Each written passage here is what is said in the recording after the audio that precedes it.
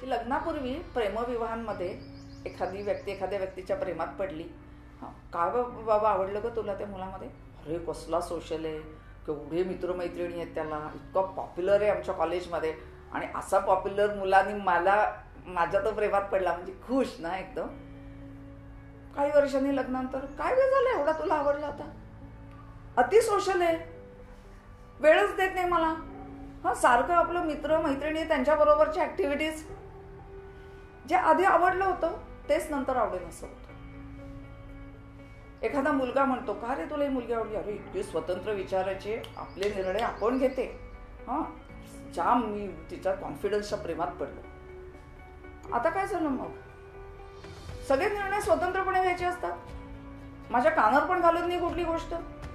She is too independent. I don't like my wife to be so independent. तर अशा ह्या सगळ्या गमती जमती आपण या वर्कशॉपमध्ये कव्हर करणार आहोत. आणि म्हणून हा सगळ्यांसाठी खुला आहे. People who are facing challenges.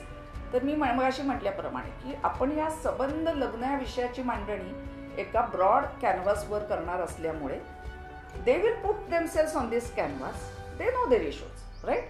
And from this workshop they will get some guideline, some points with which they will be able to relate to themselves. अरे या हेच होत आहे. Okay, then they will think. Okay, then that guideline will help them. आणि mostly they will be able to help themselves. पण हा संबंध एक अवेअरनेस आपल्याला समाजामध्ये ह्या विषयाचा लोकांच्या पर्यंत पोहोचवायचा आहे, जो फार मिसिंग आहे असं मला इथे काम करताना वाटतं. हा याचा गोल आहे.